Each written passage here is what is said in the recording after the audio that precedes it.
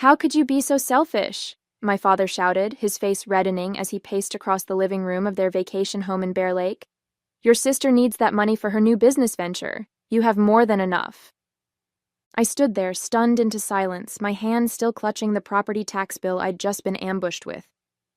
What was supposed to be a casual Sunday dinner had turned into an interrogation about why I wasn't pulling my weight anymore.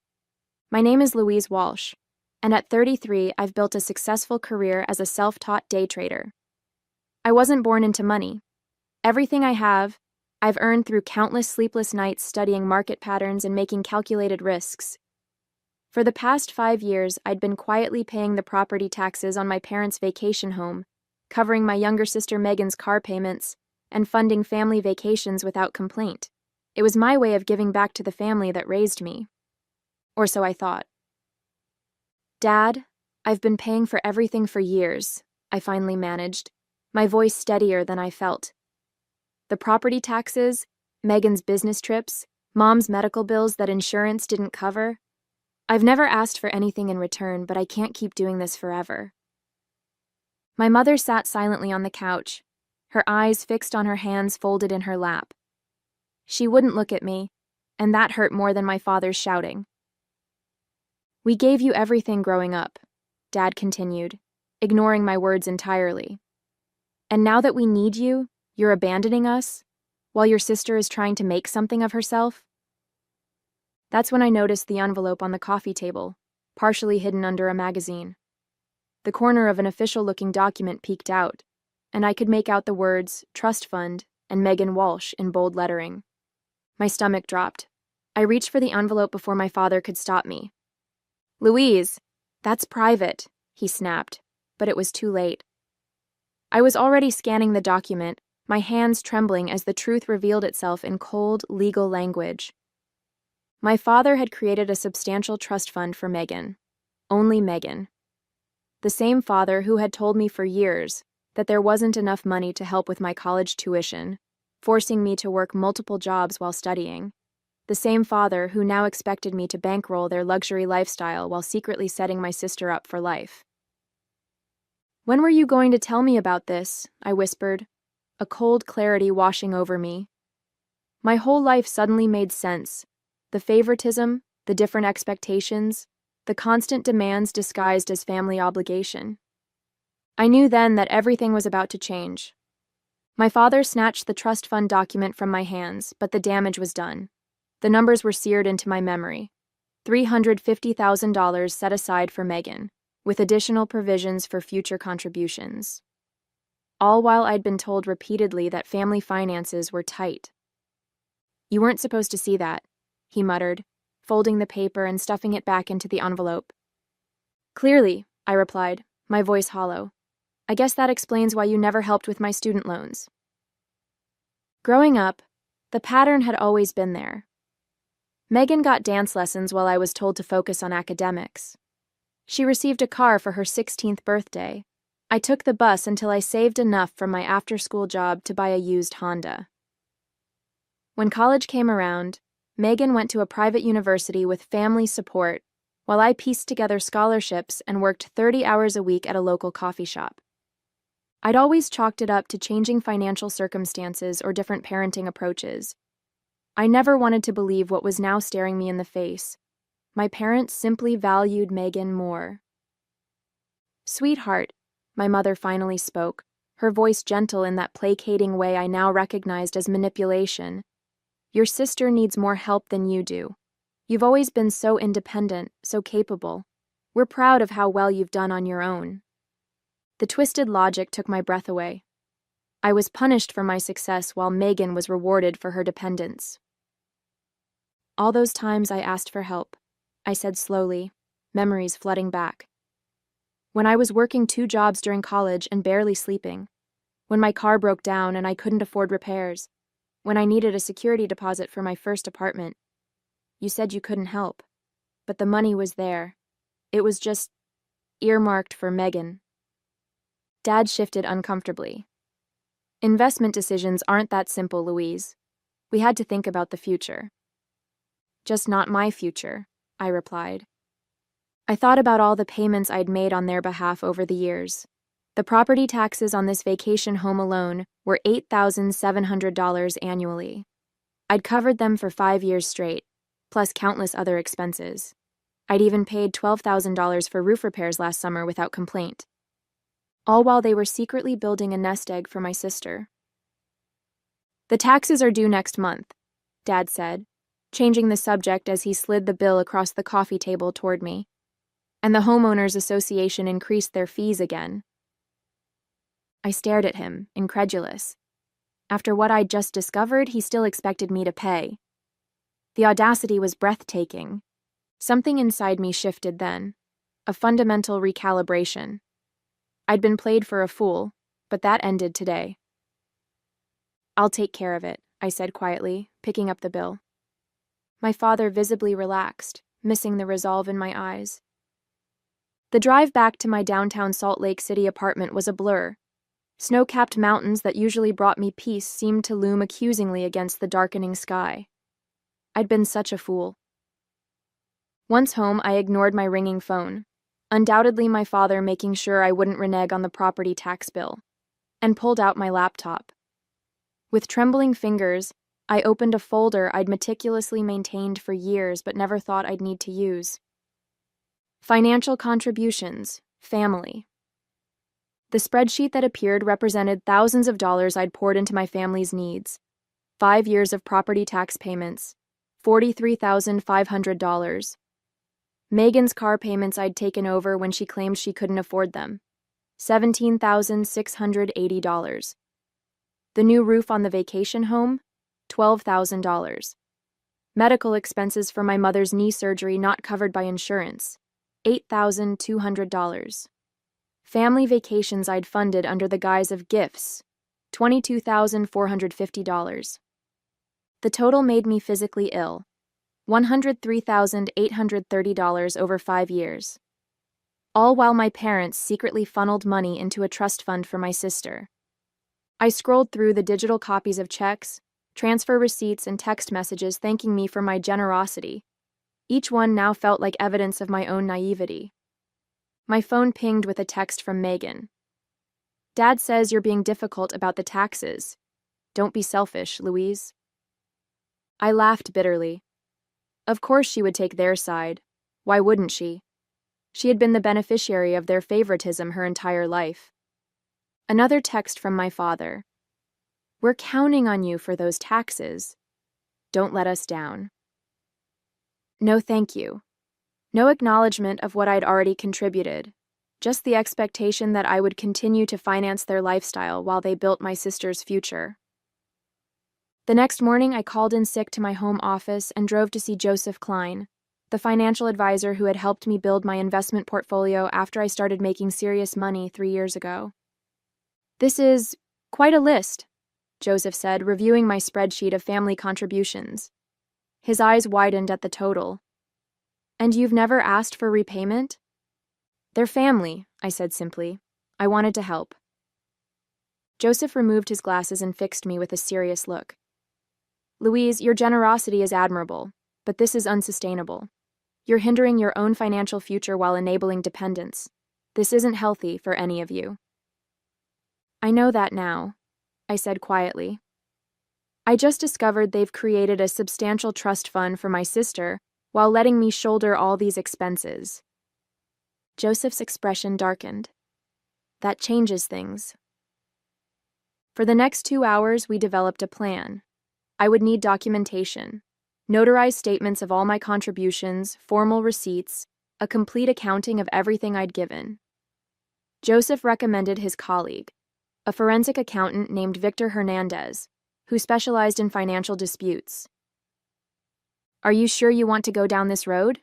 Joseph asked as our meeting concluded. "Family conflicts over money can get ugly fast." I thought about the trust fund document, about years of being told there wasn't enough to help me while Megan received everything, about the property tax bill my father had pushed across the table with the casual expectation that I would handle it. "I'm sure," I said, my voice stronger than it had been in days. "It's time they understood exactly what I've been contributing all these years, and what happens when that contribution stops." As I left Joseph's office, I felt something I hadn't experienced in years when it came to my family. Power. 1 week after discovering the trust fund, I sat in Victor Hernandez's office surrounded by stacks of papers. The forensic accountant had been methodically organizing my financial contributions to the Walsh family over the past 5 years. "Your documentation is impressively thorough," Victor noted, sorting through bank statements and receipts. "Most people don't keep records this detailed." My day trading background had instilled good record-keeping habits. Every transaction, every transfer, every expense, all meticulously tracked and categorized. "So what's the total damage?" I asked, steeling myself for the answer. Victor slid a document across his desk. The final tally was even worse than my initial calculations: $118,745. The additional $14,915 comes from interest you've lost by diverting these funds from your own investments, he explained. "Based on your portfolio's performance over this period, that's a conservative estimate." I nodded, feeling a strange mix of vindication and grief. The numbers made the betrayal concrete, undeniable. "What now?" I asked. "That depends on what you want," Victor replied. "If you're seeking legal restitution, we could build a case, though family financial matters can be complicated without written agreements. If you're simply documenting this for your own closure or as leverage in family discussions, we can prepare a comprehensive financial statement." "The second option," I said. "For now." As Victor prepared the documentation, my phone buzzed with text messages. "Dad, haven't received the tax payment yet. Due date is approaching. Megan. Dad says you're being difficult about money. After all they've done for you? Really, Louise?" I silenced my phone without responding. Let them wonder. 3 days later, I received a notarized financial statement from Victor's office. The document detailed every cent I'd contributed to my family over the past 5 years, categorized by recipient, purpose, and date. It included a calculation of lost investment opportunity and a statement from Joseph Klein verifying the legitimacy of the analysis. That same evening, I received a call from my mother. "Louise, your father is concerned about the property tax payment," she began, her voice carefully modulated to hide any tension. "The due date is next week." "I know when it's due, Mom." "Well, will you be handling it? You've always been so reliable about these things." The casual assumption in her voice ignited something in me. 5 years of payments without a single thank you. 5 years of giving while they secretly built my sister's nest egg.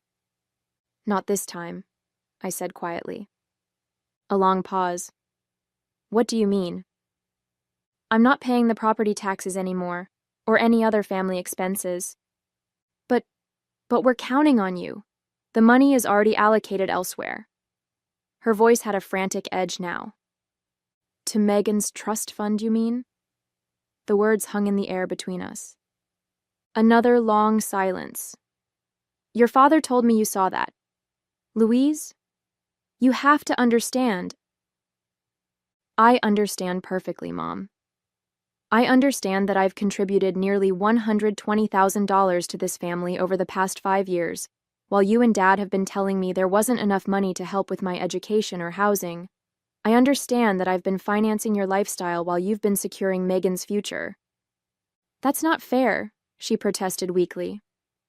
"No, it's not," I agreed, "and I'm done with it." I ended the call and turned my phone off completely, knowing the real storm was yet to come. My father wouldn't take this lying down. He'd always seen my financial support as an obligation, not generosity. The next morning, I opened my laptop and made 3 significant changes. First, I canceled the automatic payment for Megan's car. Second, I removed myself as an authorized payer on all family accounts. Third, I transferred $120,000 from my brokerage account to a new, separate investment fund labeled My Future. For the first time in years, I felt unburdened. The weight of constant family financial expectations lifted from my shoulders. The fallout was swift and explosive. By noon, my phone was bombarded with messages.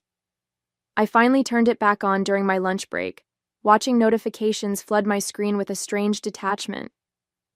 Megan called 7 times before sending a series of increasingly frantic texts. What the hell, Louise? The bank says my car payment was declined. Are you trying to ruin my credit score? I have plans this weekend. Dad is furious. Fix this now. My father's messages were more direct. Call me immediately. This is unacceptable behavior. You can't just abandon your responsibilities to this family. I ignored them all and focused on my trading day. The markets were volatile, requiring my full attention. Only after closing my positions did I listen to the single voicemail my mother had left. Louise, please. Her voice trembled. Your father is beside himself.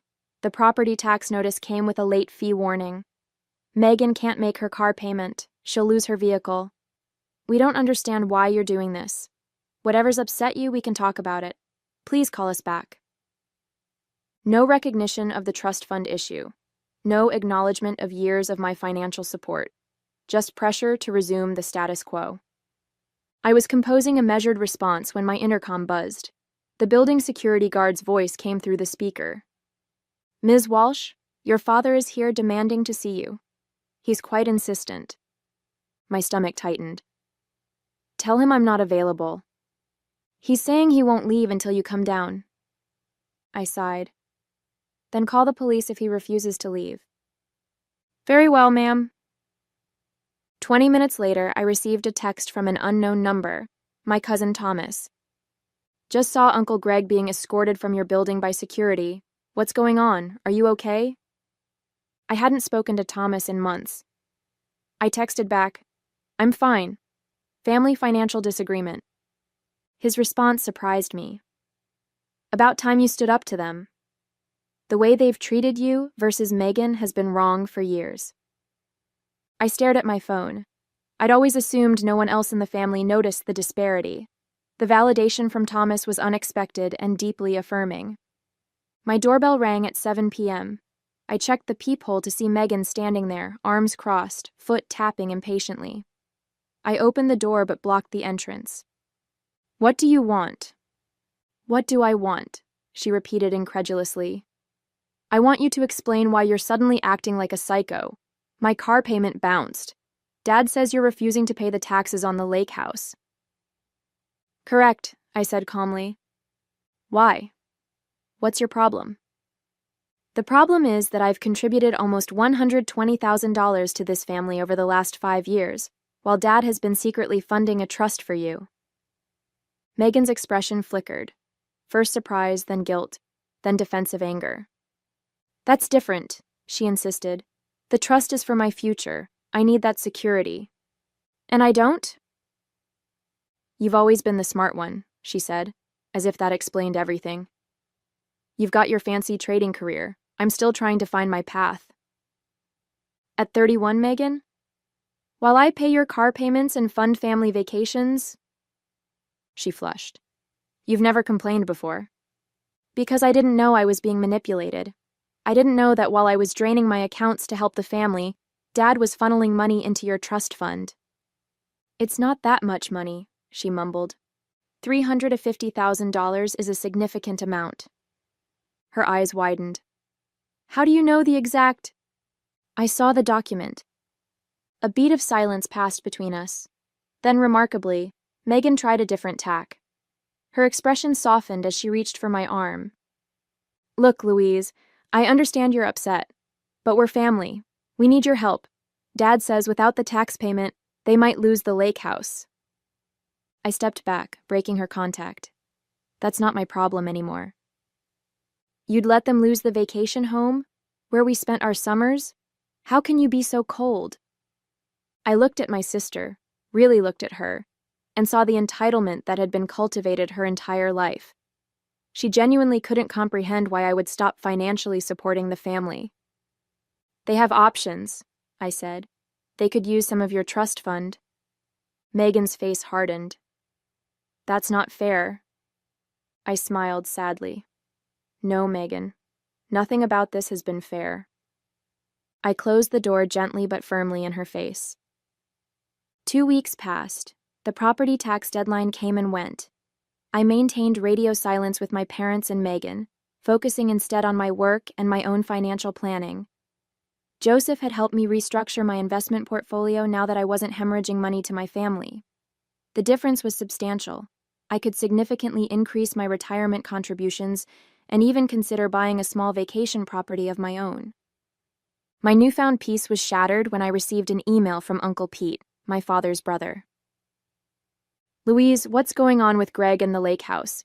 He's asking me for a $10,000 loan to cover property taxes and penalties. Said something about you refusing to help the family anymore. This doesn't sound like you." I sat staring at the screen, a bitter laugh escaping my lips. So my father was approaching other family members for money rather than touching Megan's sacred trust fund. I carefully composed a reply, attaching a PDF summary of my financial contributions to the family over the past 5 years, along with a brief explanation of the trust fund situation. Uncle Pete's response came within an hour. "Holy hell, Louise, I had no idea. No one did. Greg's been telling everyone how he's struggling to help both his daughters equally. This changes things." The next day, my cousin Thomas called. "Louise, there's something you should know," he said, his voice urgent. "There's a family meeting happening at your parents' house this weekend. Uncle Greg called it to discuss Louise's abandonment of the family. He's trying to rally everyone against you." My stomach tightened. "Thanks for telling me." "There's more," Thomas continued. "I overheard my dad talking to your father. Apparently, they're planning to guilt you into not just resuming payments, but covering all the late fees and penalties too.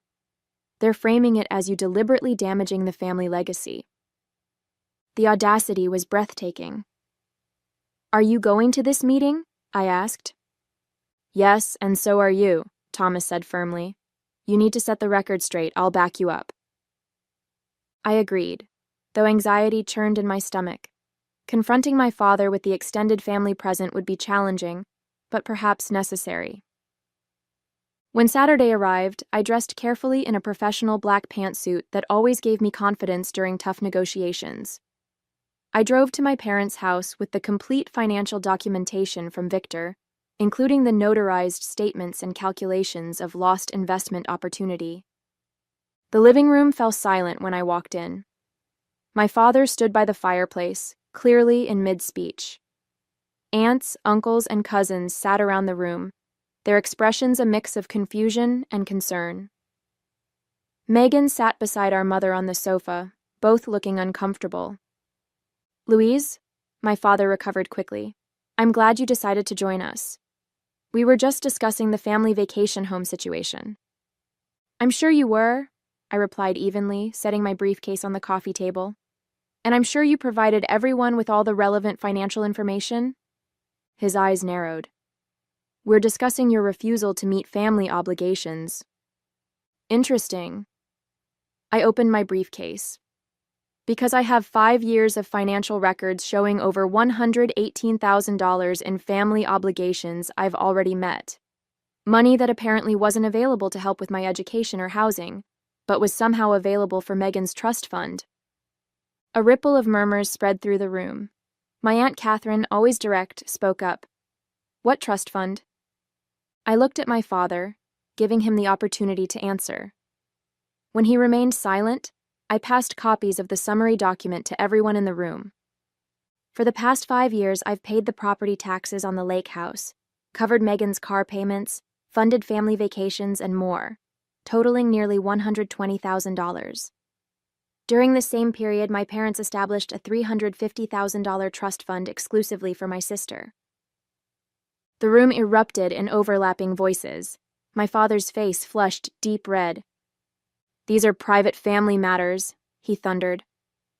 "Exactly," Uncle Pete interjected, standing up. "Family matters, and in this family we should treat our children equally." I hadn't expected this level of support. As the room divided into heated discussions, my father's gaze locked with mine. In his eyes, I saw something I'd never witnessed before. Fear.